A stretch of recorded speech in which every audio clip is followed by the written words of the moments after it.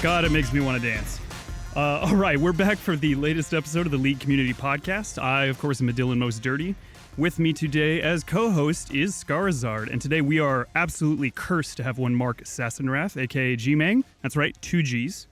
We're going to get to know him a little bit before diving into his work here at Riot, and in particular, we're going to talk a little bit about the Shen update. Mm-hmm. Yeah, you're like, oh yeah. We're going to get updated. That sounds good. Everything's about to get updated on this podcast.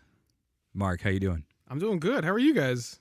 Man, no, you know, I thought Dylan was going to ask me, but because you asked, I'm doing fantastic. Mark. Yeah, I don't care about you, Skarzard. I mean, I know. The hosting situation here, I could see some room for improvement. Yeah, Yeah, I know. Yeah, I gotta say. Yeah. Anyways, okay. Called out on our own podcast. Mark has come in. to turn us against one another. Yeah. Well, so I'm gonna turn it over to you, Mark, because you know, G-Mang.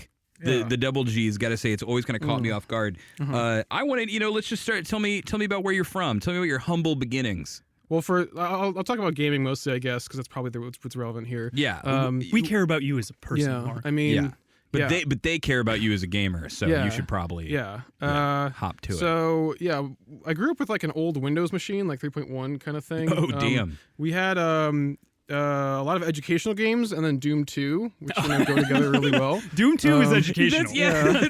That's well, Mom, I'm learning how to defend from hell. The Hell Demons are good educational facilitators. Learning what the inside of an eye demon looks like will aid me in my career as a doctor. Yeah. And you like dodge fireballs and stuff, and it's really relevant to I don't know lots of things. I guess. Lots of life experience playing Doom 2. So Doom 2 was awesome. That was like the first like hardcore real game I'd say I had. And then growing up, we did not have like the 16-bit kind of 2D consoles, but we did have a Game Boy, and I got an N64 as like my first big console. Oh, yeah. So like lots of nostalgia over that, of course. Your Marios and your all that good stuff. I'm sorry, did you say Mario? Yeah, your Mario. God, your Marios. Yeah. What was the first big gaming experience for you that you kind of locked it in? You were like, all right, games are my thing. This isn't just like a passing phase for me. It might be Brood War. I'm trying to think. Like Brood War was the first really big like online game for me, where I just spent hours and hours for months and months playing mostly custom maps actually, but also using the map editor. This is so really cool. I never played any of the StarCraft games. Is this a mod of one of the first ones? Is it an expansion? You can leave, Patrick. Look, but I don't know. I'm sitting over here like leaning back with nostalgia, and you're just like, what is this game? Well, I'm trying to say maybe a lot of people out there don't know what Brood War is. So give me the quickness. Brood War is a sci-fi real-time strategy game. Okay. It is an expansion to StarCraft 1. Terrans, Zerg, Protoss. For those who haven't heard. And Protoss, motherfucker, do you speak it? That's the way you're looking at me right now. Yeah. All right, okay. So you got big on Brood War. It was the big kind of experience. Brood War was really big because it was the first online game I played a lot, and it was also the first game I played that had a really rich map editor. Like I'd played like Tony Hawk 2 had a map editor that I got really into. Tony Hawk 2 did have a map editor. Yeah. It also had a Beast soundtrack. Dude. Yeah, the Tony Hawk soundtracks were actually what got me and my brothers into music. Because we were like, whoa, there's different. We're in Alabama. Like, you just hear the banjos and the tumbleweed moving across the street. Yeah. And then you hear, like, people playing Crazy Taxi and Tony Hawk. And you're like, whoa, I didn't know there were so many hip-hop music and The Offspring. Yeah. That's the only other band that was involved in this. Well, Alabama listeners, we still love you. Don't take that too personally. Well, I'm just saying, if anyone out there is from Alabama and you feel like you need to expand your world, go dig through the old Tony Hawk's Pro Skater games, and you too can join me. Mm-hmm. Cool. So map editor. Yeah. So I growing up, I really liked map editors. All your Brood War, I spent a long time doing map editor stuff, like RPG Maker kind of crap. And let's see, Warcraft 3 came out, and that also had a cool map editor. When it came out, it was like too advanced for my lowly PC. I couldn't play it for like a year. I had to get a new machine. I didn't use the editors ever, but I sure as hell loved using them. I would always be on the lookout for like playing World War II, but in StarCraft. The most insane crap, or like there'd be all these triggers going off left and right, like USA has entered the war, and a bunch of like Marines show up. Yeah. Well, there's just a lot of creativity in those maps also. 100%, I play StarCraft like versions of like card games and like diplomacy and like there's all sorts of weird crap on those editors. It's right. Really, Cool. what I want to kind of understand, because it sounds, I mean, you to tile this back, right? Like, you clearly were the designer on the Shen rework, right? And so and so is this kind of where game design started for you, where you were like, oh, I'm starting to get into all these map editors? Was that kind of what kicked off your passion or your drive to want to become a game designer, or how did that get in there? Yeah, it was probably part of it. I mean, I didn't really honestly think I would do game design as a big thing until college. For me, it was like mostly a hobby thing. Yeah. Like I'd be like, oh, I'm gonna make a D&D class or a card game or some Dude, or a map. You did everything that I love when you were a child. Yeah. This is crazy. Yeah. So, Sassy, may I call you Sassy? You can. You may. That resolves. Yeah. So Sassy, what I want to know most, because you have this cool extensive background in gaming and making all this stuff, is how did you make it to be where you are within Riot, working on the Shen rework? What was that journey like? How do you get from point A to point B there? Yeah. So I started playing LoL back in 2010 with a bunch of friends, and played it a lot throughout college, and then. Around senior year, I was like kind of realizing that I actually did want to get into gaming full time as a job, and I applied to Riot QA around the end of the year, and I got in as a game QA. What is all kind of the stuff that you've worked on while you've been here? Because I know you've always been involved in doing some cool behind the scenes tech stuff that maybe a lot of people wouldn't know about. Yeah, I mean, I did a lot of game QA stuff on new code things like. A lot of stuff you probably wouldn't notice, like a lot of animation tech. So like the fact that like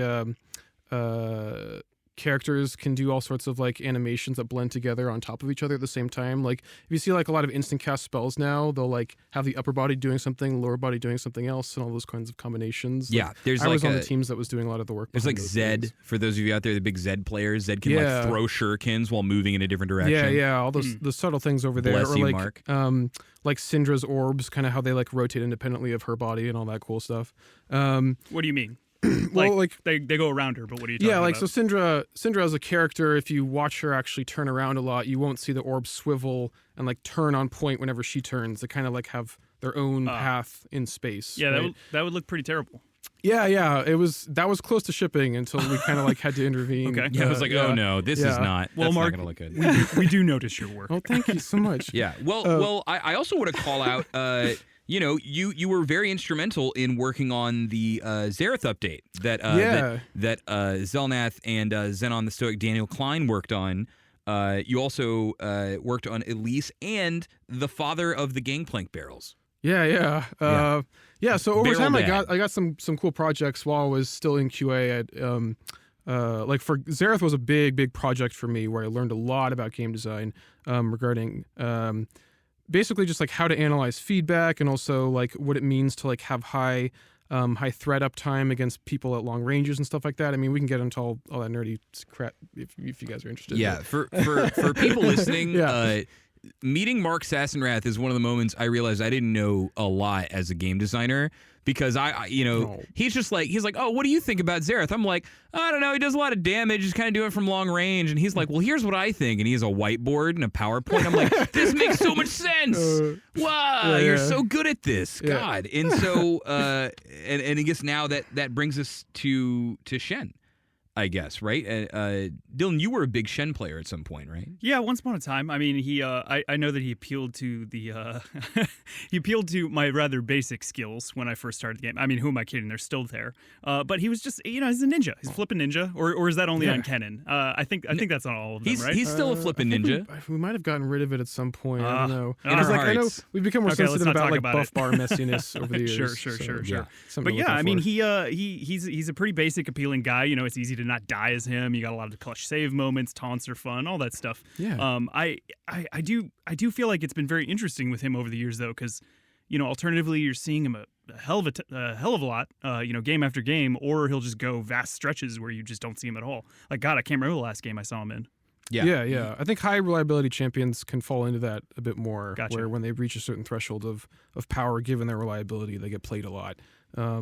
And Shen has historically been one of those. I mean, at not competitive levels of play, his ultimate is, I would not consider a reliable spell just because the coordination can be pretty tricky. But like once you guys get the coordination down, his ultimate, he's a pretty reliable champion. So when you talk about high reliability, kind of as a design concept, expand a little bit. What do you mean when you're saying high reliability? Like, what are some high reliability spells? they're kind of what you think when you hear that, right? There are spells that probably don't care a whole lot about aiming or what the target's decision making is or what kind of context your fight is under. It's just a spell that you want to cast when you can cast it, and it's going to have a useful effect, regardless of the circumstances.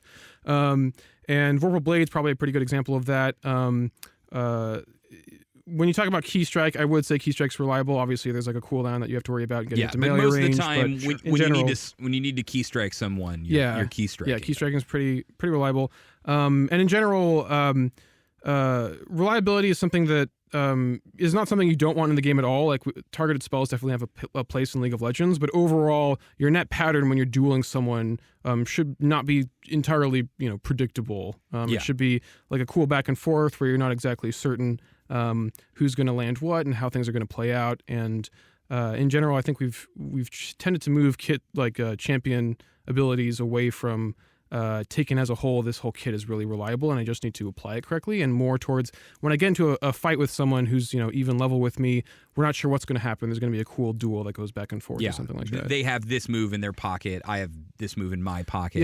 Things that we can do, and I feel like what you're describing here is kind of been the trend. I think, Dylan, with Shen in pro play or in the minds of players, right? There's like, I don't like leaning against him when he's strong. He just clicks on me, but I like him being around because the ult is cool. Like it's a cool moment when he does it. Yeah, the ult is definitely a spell that we from the very beginning of the rework discussions, we were like, this ultimate's really cool, it's really unique, and we don't want it getting taken out of League of Legends. So you mentioned the opening of these discussions. That's something I'm always really curious about with these. I know from some past experience that we have the idea of like the breaking meeting where everybody meets up, everybody involved meets up for the first time. We talk about everything about the character, dig into who they are, who they want to be, their fears, their hopes, their dreams, and all that type of stuff. With you, I think Shen was kind of your first more independent project after some of the associated, kind of QA projects we talked about. What was that like? That first, day you guys just dug into what he was, what's good, what's Shen bad. on the whiteboard. Yeah, exactly. Yeah. Throw it out there. Yeah, well, Shen was cool to talk about because Shen was a character that had a lot of different interpretations and a lot of different reasons different people liked him. And you can take him in a lot of different directions. When we sat down, we had conversations about like, maybe this guy shouldn't be a tank, or maybe Shen really shouldn't look like what he looks like. Maybe we want to do. You mean like not look like a ninja or something? Basically because ninja is more of a class than a character, I think. Right? Like sure. We have a lot of ninjas in League of Legends, and we don't want Shen taking up all the ninja space, so he shouldn't have dibs to everything ninja all the time. Yeah, just because he was the first one, because that won't matter. But he should be independent too. It was kind of a thing with me always. People be like, "Oh, why the heck is a ninja tanky?" I was like, "Well, we've already got a lot of ninjas that kill you in the face with blades, lightning dashes, all that stuff. Like, why not? He's got his own little independent thing going on." Yeah, I think in general, when we thought about Shen, we wanted to make sure that he was distinct from other characters. And I think if we said, "Oh, Shen's a ninja, therefore he should be this lightweight assassin character who bursts you," it's like, well, Zed and Akali are already doing this. It's not adding very much to the game to do that. Yeah. And I always kind of saw it. There were other games, I think the Final Fantasy MMOs 11 and 14 have had concepts like this in the past where games will have a ninja that like dodges a lot. Yeah, right? yeah. Like they kind of, ninja, and you're just sort of like, so they're tanky through the fact that they don't take a lot of damage. They're able to resist in that way. Totally. And so I kind of could see it. When I had started playing Shen, I was like, oh, yeah, it's weird that he builds a bunch of health and a burning cape and stands next to you. Like, that part's weird. But, like, when he dashes through the group of everyone and everyone's like, whoa, we've been misdirected. I'm like, all right, that feels like a neat thing to do, right? Totally. But Scarborough, we removed dodge from the game. Well, we removed random dodge from the game. Shout outs to dodge. Yeah. Well, so, I mean, Shen has dodge built into his kit, essentially now, right? Isn't that correct? Well, the new W... whether or not you want to call it literally dodge, but yeah, his spirit blade basically parries all incoming attacks that would hit any champions on his team nearby, and so like a really common thing for Shen to do is to like dive into the enemy team, bring his sword up to him, and then immediately set off this dodge zone where he's just parrying all your attacks, basically. Yeah. Gotcha. So you mentioned that spirit blade. It seems like back, you guys were talking about what Shen was, the directions you wanted to take him. Yeah. It seems like that new spirit blade mechanic is really kind of the core of what you guys set out to kind of pursue early on. Like this is what you kind of wanted to build the new squeeze around, so to speak. At the start, no. I mean, champion exploration these days, oftentimes, or champion update in this case, exploration. A lot of times, the first kit you do isn't the one you end up shipping. I mean, I could probably sit here and ramble about like 5 or 6 different kits Shen had. I need to. I'm sorry. I need to pause on this. What? Tell me, like, what was the coolest ability that you could have had, or like some cool like ninja Shen kits? Because I remember seeing some spicy stuff from back in the day. Yeah, I mean, there was all sorts of ones that I think on another champion could have worked, possibly. Sure. But some of the cool ones, there was a version where, like, when Shen stood still for, like, a couple seconds, he would, like, enter this meditative state, and then he could double cast his next spell. And so he tended to be this very, like, very stop and go sort of martial arts master, like a stoic monk. Where he'd stand guy. in the middle of the fight for a couple seconds, and you'd see him like going into his like his key form or whatever, and then like just like double dash or something. Yo, that's sick. Thing. Okay, wait, one more. I'm sorry. I need this. But I mean, that one didn't work very well based on the demands we had basically as a top laner kind of thing, and like what it sounds cool. Just sound also it doesn't work with his ultimate, and like there's other weird stuff going on.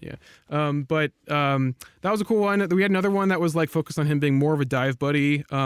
I had an ability that I called Ninja Rope, where Ninja Rope. Yeah, he cast. It was a targeted spell on an ally. You could also target a minion, and it would put a little rope on him. Yeah. That's attached to you, and you had to wait before you could recast it. When you recast it, you jump to their position. Okay. And so, he would do a thing where like he'd be like, jungler go in or something, and he would like tether to them and go in with them. And you could probably set that up with a shadow dash to just like.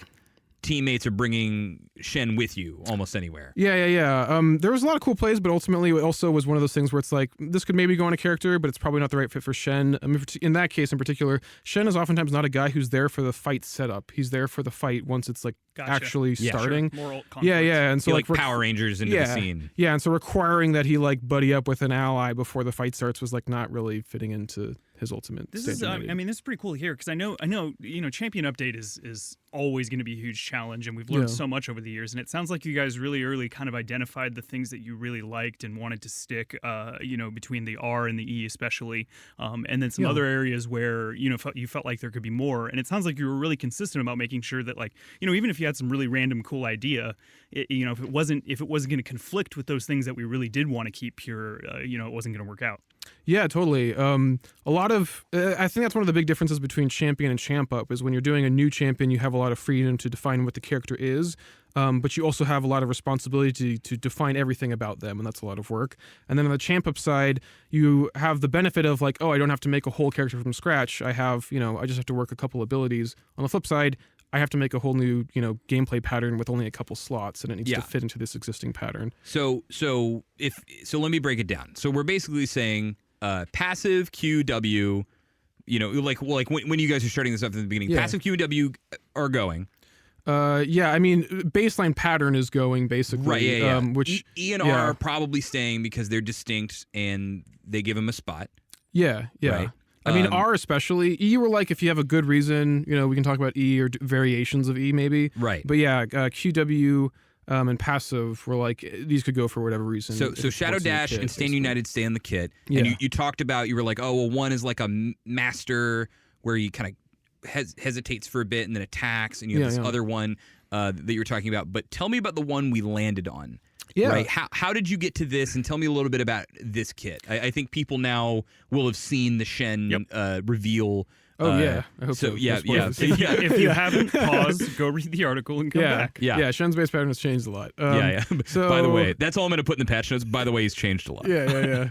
Sorry. All right. So how do we get here? So So at one point we thought about Shen's relationship with Zed, basically, and we were like, well. Shen does these cool things with his shadow clones. If Shen were to have a clone, what would it look like? Basically. Yeah, that's so cool. It hurts. So like we went through the different aspects we would expect his clone to be, right? Instead of being like these disposable, aggressive things, it would be like this long-term sort of protective entity, right?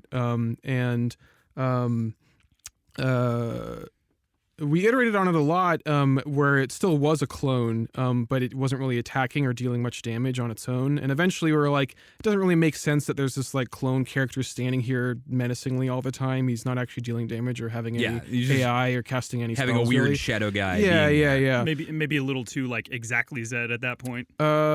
Possibly, yeah, depending on how he executed on it. But I think ultimately it was like, it doesn't really make much sense that this is a clone at this point. But we still have this like other entity that he's using as a tool that facilitates this whole new pattern. And so we were like, well, what kind of things does Shen, what are iconic to Shen? And we ended up talking about his swords and how he has these two swords on his back. And we were like, well, if he's representing this sort of balanced duality thing, we could sort of split those swords up, and one could be sort of his mortal sword and one can be his spirit sword. And so the spirit blade is like representing his connection to and his responsibilities towards that sort of other spirit realm. And, obviously you can see in gameplay how he utilizes it, where it's not fighting on its own. It's sort of this like ability, this thing that he can sort of fuse with and use to fight. I, by the way, I get so excited when I see him in game because I do think that is really a cool idea. Like he has this tiny little blade or whatever that he just normally attacks with. And then you like summon the soul blade of your father and he just has this super cool 3-hit animation thing. The Shen pod did a really good job on the art, on like animations. I was not a big fan of Shen before, and now I just love looking at him in game because the blade is so This cool. is a really cool case of one of those ones where we didn't go full Scion level or anything like that, but he's actually got some really sick art updates and just kind of general support for what originally I think was kind of a gameplay focused update. But I saw that page and I was just like, whoa, that's a new Shen. Yeah, I mean, Shen was a character that we thought a lot about, like possibly going more experimental on his character, but ultimately we're like, when you look at the Shen splash art, that's a really cool character. Shen's actually. Cool, man. Yeah, like if we can just deliver that well, like we got a sweet champion. Let's not overthink things here. Cool. So I know you were talking about the sword, obviously. Yeah. I feel like Orianna is a character that a ton of people have loved. Really was kind of an out there league champion when she first showed up, and has been really popular over the years. Really beloved by a lot of players. I feel like there's obviously kind of some inspiration there, but in a really cool way. In that, if I'm correct, it seems like he almost has a little less control at range, obviously, about where his implement is going to be. But kind of reinforcing that like melee centric approach he has to have. He always has to be pulling it through his enemy. Yeah, that was something we were really careful about throughout the design. Was like, we don't want this character feeling too mage-like, or too much like Orianna or something like that. And that's why his ultimate cast paradigm is only I'm casting it to my current position, so that requires me to position myself really aggressively. And the fact that it doesn't like deal damage on its own, the fact that like I need to actually get up in the fight and actually beat people up and be the hero here. Gotcha. Was a big part of the design. Sure. Yeah. Well, so, Shen is, like we had talked about a little earlier, it almost felt like he was one of those guys who almost was too strong or too weak, and maybe that was just because he was so reliable, and it pretty much becomes pure numbers at that point. I don't really know, but that's what people like you always tell me.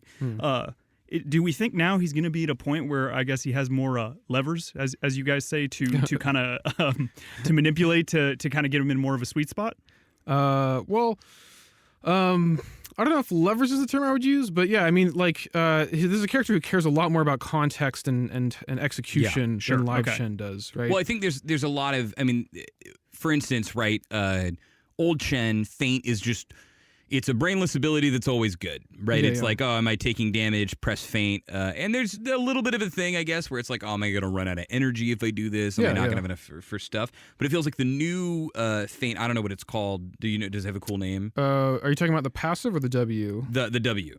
The W is called Spirit's Refuge. Ooh, well, the spirit. Yeah. Well, I'm saying like that ability, the Spirit's Refuge, is super cool because it's like, all right, are there attacks I can block or not? Right? Like, are there cool things I can do? When your allies play into it too? Yeah, I mean, Shen cares a lot about like the nuances of how a fight plays out with this new kit. Obviously, his W is a big deal regarding like who on my enemy team has auto attacks and who do I think they're going to focus, and can I play out this fight in such a way where I can be next to the ally so I can QW and save them or something like that. And Shen sort of amps up his dive buddy characteristics with his QW because if his ally is willing to go deep in the fight with him, that's really awesome, right? He can R onto him, he can E, he can QW, and the ally will be there fighting with him, and they both get the benefit of the dodge and all that stuff, so that's really cool. And then obviously the Q also cares a lot about matchups. He tends to want to try to zigzag and tiptoe around characters that he has access to, and so he cares a lot about like what kind of threat the enemy team will have, and also like who can he actually get to. So like if you're in top lane, for example, you care a lot about the difference between whether the opponent's ranged or melee, right? If they're melee, you're going to do a lot of like, oh, I'm going to try to tiptoe around them and do these Qs. Or like, do they have targeted spells, or do they have like on hit like basic attack abilities, right? Yeah. And I love this a lot because you end up with a situation where when we're playtesting, you'll see like, oh, there's a Shen and he's doing pretty well, or he's doing pretty average, and then you have a good Shen player who is very meticulously watching those basic attack interactions. You're like, well, he's never dying, and his allies are never dying, right? Like, and so the true mastery curve with Shen here actually shows itself that becoming really good at this champion is going to let you do a lot of crazy things, where I think before, he never really felt that appealing from, I would say, a mastery curve perspective. Right. You don't see a lot of like frag videos of You're not like, here's my dang, there's someone whose entire YouTube there's someone, shout out to Red Mercy, whose entire YouTube like contingency is based on Zed. And him teaching people to play Zed. You can and do it's that on super Zed. cool. Yeah. Right? And you're not going to be like, all right, here go Shen tips. Yeah. Is someone in front of you? Dash at him. Watch the map to shield a person. Yeah. Keep that energy up. Yeah, and so I love that. I love that is now on this champion. Yeah. And in general, we were like, Shen is a character, so he is a tank and he's going to buy tank items, but like among tanks, he should probably feel the most like dexterous and the most like agile kind of character among tanks. And he's someone whose defenses should come from skillful play and not just like I'm a stat sponge who just soaks up damage like this big it seems meathead. like it's really going to matter where he's standing, both for for the defensive ability as well as pulling the sword through people. Yeah, totally. Like your ability to pull swords correctly is going to affect your passive resets, which is a huge portion of your tankiness. And also your damage output, right? Also your damage output, absolutely, yeah. And then obviously your choice of where and how to W is also a huge deal. And so this is a character whose defensive pattern has moved a lot out of like, I'm going to sponge soak everything with just, standing around, and more towards, for a tank, I actually don't have super high base stats here. I need to actually really actively use my defensive abilities correctly in a fight. Sure. I'm curious about his energy and just kind of general varied ability usage. I feel like a complaint with original Shen was kind of difficulty with energy regen, and then also just almost in some cases it would not be worth casting one of the abilities in favor of making sure that you can cast the two others. Do we feel like we've improved upon that at all, or was that not actually an issue and I'm just crazy? I mean, energy was something that is contentious internally, actually, like within design. Sure. At Riot, there's a lot of different opinions about what we should do with things like energy. What did you do? For Shen, we didn't do anything crazy experimental on him. It's still a similar general thing where it's like, hey, we're going to reward you for taking risks and staying in fights, which a lot of energy characters do. And if you're just going to like peel disengage forever and just escape all the time, you're probably going to run out of energy. And beyond that, we didn't push things too much. So with the new one, like if you're generally like keeping up with your fight and you're using your Qs and you're hitting things, your energy will probably stay reasonably up most of the game. But if you're like, hey, I'm just going to be this tricky, guy who's gonna E all over the map and just keep spamming spells and not really pay attention to my energy bar, you're probably gonna not be able to cast spells. It definitely feels like this is a champion that you were gonna fail on sometimes. But But that when you fail, you're gonna know. You're gonna be like, oh well, I didn't put my sword through someone. I didn't do, Isn't that always a problem? Yeah, if you have a sword and you didn't put it will through say somebody. most of my personal failure cases in life are because I didn't put a sword through someone successfully. It's just like, I didn't. Violent. He's probably pretty mad about it afterwards. Yeah, I know, that was a little rude. I want to ask you a question here. I want to know for you personally, because in the beginning we were talking about this is you worked on a lot of QA things, and Shen has kind of been your baby for a long time. Yeah. I want to know what do you find was like the biggest challenge for you? What was something that you maybe didn't even think you could do, or you thought was a really like took a lot out of you personally to execute? That's a good question. I think. Thanks. I made it myself. Yeah. I mean, overall, like the Shen project, the hardest part for me was definitely coming up with the actual pattern that really fit the character. I think like I got there and I was all like excited to try all these crazy new things, right? And I was like, just really go mad scientist. Let's go crazy and make this whole common new kit. new designer thing. And then they kept failing, and the reason was almost always there could be something here, but this is not for Shen. This doesn't work Gotcha. with this ultimate, or this doesn't work with this character, or something like that. And it was like, well, we need to really like sit down and appreciate the kind of patterns that this R is calling for and this character is calling for, and how should Shen be moving in a fight, and how should he be moving around the map, and does this kit actually work with that? And that took a while. It took, I don't know, several months before we really had a kit that we were like, let's actually move forward with this. So you kind of had to like stop being stubborn a little bit and like trying to force these things that didn't work. And I think it was also like not to get too attached when you're prototyping things. You know, like you need to be ready to kill things like while they're still on paper, even if everyone in the room likes it. Like if a good analysis comes up, it's like this is not going to work. Like you need to really think it through, because you can spend months and months, and I did spend months and months working on kits that did not fit the character, you know? No, I think there's tons of that. Actually, there's a little bit of trivia for people. The name for a champion, for like a new champion, is like the last thing that we come up with to solve that issue of getting attached, like you're talking about. Because we'd have all the time, way back in the day, where you would have a name and everyone would be like, well, no, don't get too stuck to it because we don't know anything else. And I kind of feel like that lesson has always been instilled in me at a young designer age, where you're like, where you're like, don't, you can't get attached to, Kraken Priestess, which was Alawi's thing, right? Where if everyone has a cool pet name, they're going to do it. And I think in Champion Update, that's definitely a big one, right? It's like sometimes you got to let it go, or you're not going to find the thing that's really going to make people really happy. Yeah. So, I'm sorry. Yeah, that was I agree. That was incredibly deep. Look, man.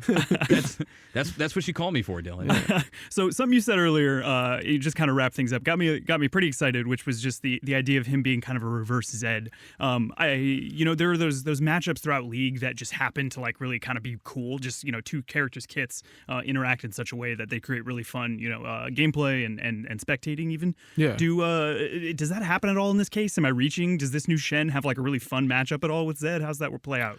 With Zed, I haven't played too many Shen vs. Zed matchups now that I can think about it. We've mostly been playing him in top and jungle with like peppering of support here and there. But we haven't tried versus Zed. That actually sounds like it could be kind of exciting. Like tomorrow or the next day, I'll play Zed top against you. Yeah, let's do it. Yeah, like a lore fight of top lane. Yeah. Oh, man. I feel like, I'm not going to lie, I feel like it goes pretty heavily in Shen's favor. Shen builds a lot of tank items. I mean, armor stacking would probably be pretty good. Zed's probably trying not to fight that. Doesn't Zed dodge the hell out of his spirit sword, though? Yeah. Zed's got some mobility. That's there's definitely out. some tricksiness, but at a certain point, you're like, Shen's like, out of energy. I need to beat this tank. And Shen's just like, nah, man, I'm good. Yeah. Come to me, spirit sword. Yeah, I mean, really that could be, but like, are you telling me we updated the VO? No, okay. I wish. I wish we had. I wish it was like, have at you, Spirit Blade. Yeah, but I mean, Zed does have the advantage of like Shen's W doesn't do as much to Zed as it would to like a Jax or Aurelia or something like that. Sure. So he's mostly has to worry about the shield and the items he's buying, and not as much the dodge effect. So he's got that going for him. I eagerly await that matchup. And what are you most excited to see when Shen is live and in the hands of players? Well, I mean, there's a lot for me to be excited about. Like, in general, like, this is a character that when we're playing him in playtests, like, we're still like feeling the mastery curve on this character, and it's like, oh wow, like there's this thing I wasn't thinking about. Yeah, It's that's like, different. When I'm queuing, I want to like err on the side of the edge of the map so it like cuts across the middle more, or like when I'm EQing in, I want to be mindful of like where my next queue will start, and there's all sorts of like these considerations. And so in general, just like how people master the queue is probably the area that I'm most excited for. And I think also like at higher levels of play, I imagine there's going to be a lot of cool plays with the W where people are like, oh, we're going to do this coordinated dive buddy thing and be just immune to auto attacks for a couple seconds in this fight. Yeah, I believe we did use the word, the scary word unkillable in the reveal article. So I'm a little, I'm definitely excited for those YouTube videos. I definitely think there's the, like I'm sure you've seen the Phoenix 1v4 Azir outplay where he gets a quadra kill and the guy, that's dope. They all try to dive him. And I'm excited for the one where like Shen is really low or Shen's ally is really low. And I love those because you hear the casters get more ramped up and they're like, oh, well, this is going to be your standard dive. Oh my God, what was that? And like knowing Shen moving around and moving the blades so someone like double lift is able to get a pentakill because he's got his Shen buddy with him is there will definitely be moments like that. Sure. For sure. Especially in like 2v2s, a lot of times I see when like with the Shen, when there's like a jungle fight or something like that, like you see a lot of really cool plays with like the interactions of his W and his Q and like trying to coordinate with them. I'm definitely seeing it now. You talk a ton about how he was one of the most reliable champs, and we've injected what seems like a healthy dose of variability, skillful expression, all that stuff. So hopefully, yeah. Honestly, I'm pretty dang excited. I'm going to be terrible with him, but I am excited. I'm excited to be terrible. I think most people will take a couple games to learn, like myself included, and are like competitive players. Like I played him for a couple days, and then I watched a competitive player, and I'm like, this guy's such a scrub. He doesn't understand his champion. Yeah, it kind of terrifies me that you guys are saying you're still learning, even though you've been playing him for months, and you freaking made him. Yeah. So I'm gonna have a great time, I'm sure. All right, Mark. Well, I am excited, as I said. I'm sure all the players are as well, and I just want to thank you for coming out to chat with Scarborough and I. Thanks for having players me. out there, yeah, absolutely, man. Moving on to the players. Players out there, thank you for listening in as always, and make sure to comment, rate us, review us, give us validation. Let us know what you liked, what you didn't like, and all that so we can keep getting better. Appreciate you guys listening in. Take care.